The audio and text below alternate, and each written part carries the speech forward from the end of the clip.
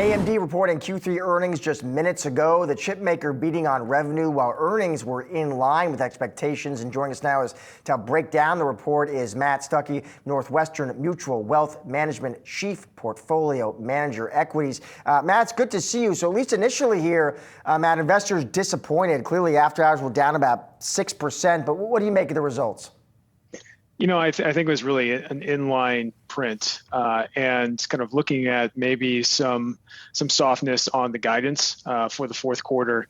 You know, they got it to $7.5 billion or so worth of revenue, but the composition of that is really going to matter. We're going to find out more about that on the call, specifically in the data center business. You know, there has been a rebound in traditional server with the launch of their Turin-based servers, and that's picking up some market share from Intel. But, you know, the most excitement around the stock is clearly around the accelerator business, which is launched this year and has a shot at, you know, putting up about $5 billion of total revenue. We just don't have those figures yet, and we'll find out more on the call. So from what you're seeing from the numbers that we do see, what's your latest judgment in terms of how they're keeping up with the so-called AI arms race, Matt? You know, we don't have a whole lot of information disclosed. I mean, it's all kind of lumped together in the data center business, which, by the way, did beat expectations. And so that's a positive first glance at what we know so far.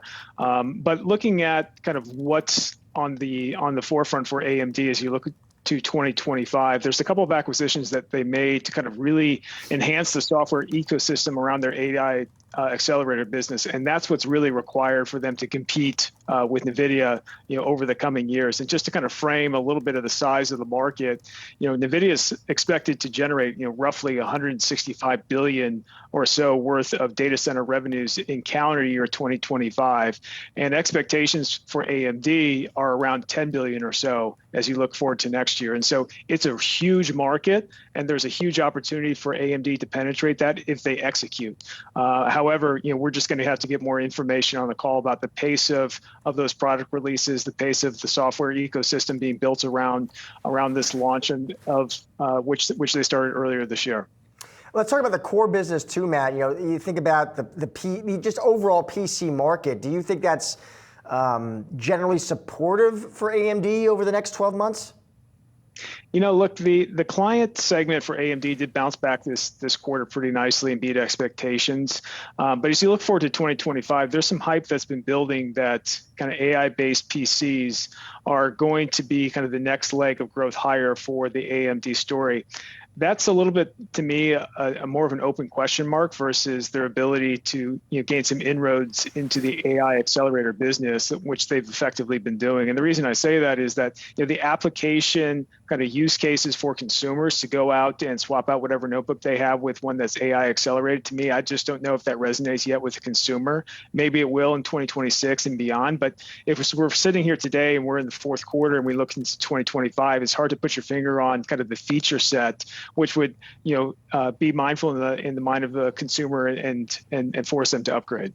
So, Matt, you're looking at the stock that's up 13% this year, which is obviously an underperformance of a lot of the other hot semi plays. Does the valuation where it is right now make sense to you, given some of the reservations, perhaps, that you and other investors have?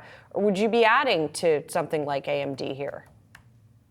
You know, I think one of the reasons why AMD has trailed other semiconductors so far this year, it's because it's not the pure play AI story that NVIDIA is. You know, they've executed phenomenally well with a later start in the AI game, you know, launching a product and having a scale to a $5 billion number in the first year of a launch is an incredible achievement. But, you know, they're also involved in, you know, traditional PCs. They're involved with traditional servers, areas of semiconductors that are just simply not growing as quickly as AI-based accelerators. And so that mix there it's shifting in the right direction toward the data center where the growth and the margins are. But those other areas have been softer this year, growing in the you know, single digits on the server side and you know, roughly the same on the PC side. And so, you know, as those kind of headwinds kind of flip to tailwinds, maybe on a cyclical recovery on the server side and further penetration into AI accelerated based on the data center side, you know, the stock can still work. And so, it really just comes down to execution and their ability to kind of create a moat around the accelerator business. I'm curious about, so we talk about AMD taking on, giant like NVIDIA in the AI race. Any concerns you have, about AMD and versus Intel and PCs? Because I do hear some analysts who cover the names talking about that. They actually expect Intel to get more aggressive, to start prioritizing, share over margins. What do you think? I think AMD has done quite a nice job in terms of grabbing market share away from Intel. And Intel's struggles are well documented. And, as it sits today, it's hard to see them turning it around in the near term. And so if you look to 2025, our expectation is that they gain further share in server and further share in PCs. Now, that might cause Intel to have to start sacrifice price a little bit, but kind of with their margin structure being what it is today, they can't afford to take losses in their PC business to kind of preserve pricing. And so, to me, I think this is still in AMD's favor as it relates to kind of the near-term trajectory of both server and PC. Matt, really appreciate that instant analysis. Thanks for coming on. Thanks.